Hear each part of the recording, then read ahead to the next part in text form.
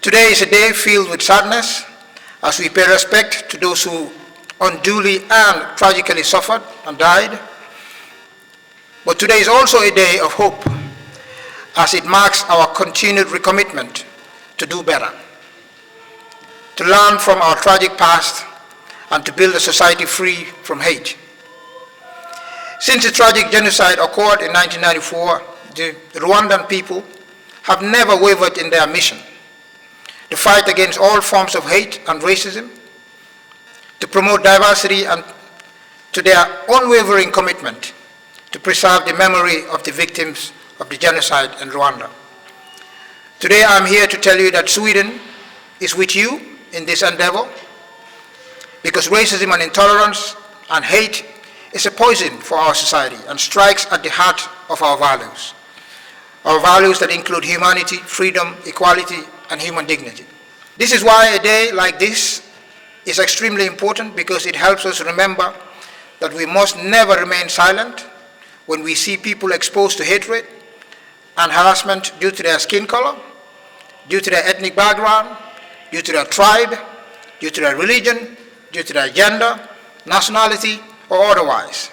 Today, as we speak, people in Congo are being killed because of their belonging, because of their Tutsi.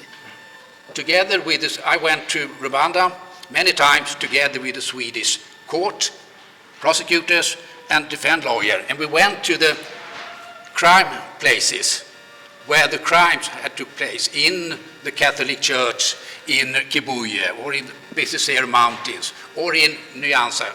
So that was very important that we went all to Rwanda for the understanding, to understand what has really happened during this, because Rwanda is quite a different country than Sweden, but we had a very good cooperation together, and we were very successful. Both of the perpetrators were condemned to life sentence, and they are still serving time in Swedish prison. In this short period of time, we have witnessed significant moments of justice and some challenges. The first justice was from Swedish judicial authorities for their decision to extradite genocide suspected Jean-Paul Michomyiza to Rwanda, where he committed his crimes. He was sent to Rwanda April 27, 2022. Michomyiza is accused of acts of genocide against the Tutsi, including killing children, young people, women, men, complicity in genocide and crimes against humanity. He was also accused of rape. He lived here in Sweden 15 years. He was a good neighbor, according to most of his neighbors. We do express renewed gratitude to the Swedish judicial authorities, as Michomyiza is the fourth Rwandan accused of committing genocide. After Theodore Kiratabaru, who in 2018 was given life sentence, he is serving his sentence in Sweden. Claver Werinkindi, who was found guilty of genocide in 2017 for the crimes he committed in the former prefecture of Butare. He too is serving his sentence in Sweden. There is Stanislas Mbanenande. Mark this name, Stanislas Mbanenande, who was handed in life sentence back in 2013. Rwanda doesn't wish a genocide to anybody. A place like a memorial educates young people from Rwanda living abroad, but also local people. What does it take to have a small space here in this country?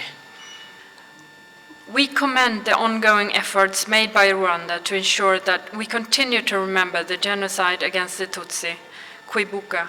We need to do this not only to preserve the memory, but also to fight against impunity, as well as to be able to ensure continued reconciliation and resilience in the communities.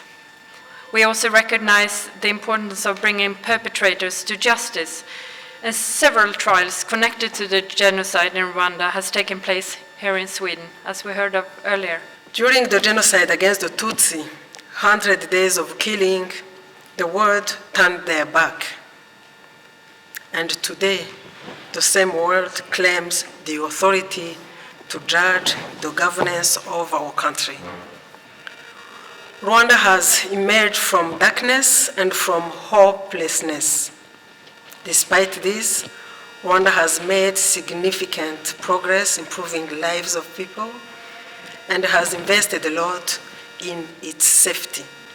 Thanks to the government of Sweden for coming very quickly to support Rwanda right after the genocide. The government of Sweden was the first country to come and support the greatest and the most critical system or sector, the education system in Rwanda. Thank you very much.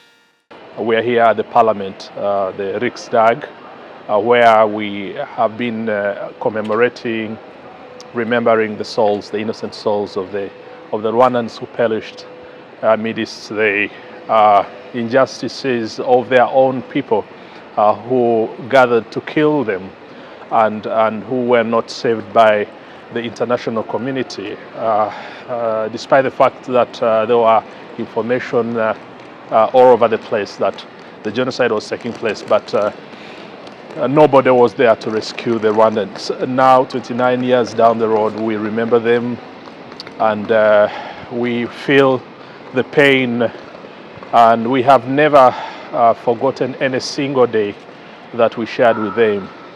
The message of the day has been that Sweden should continue to support us, to support this day, the importance of this day, by setting aside a site for the remembrance, so that the Rwandans can reflect and remember their people who perished, and look at the site and spread the message that never again should people perish because of their ethnicity or race.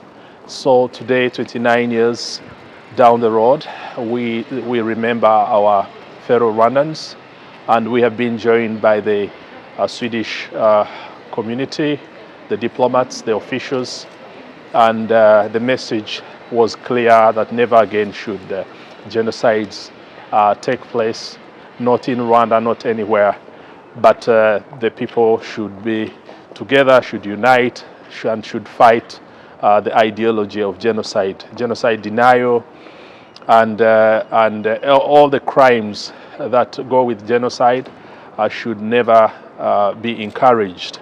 The perpetrators should be brought to justice and should be asked of the atrocities they spearheaded. So today we gather here at the Parliament as we remember, as we join hands, and as we celebrate even the lives of the lost that perished innocently.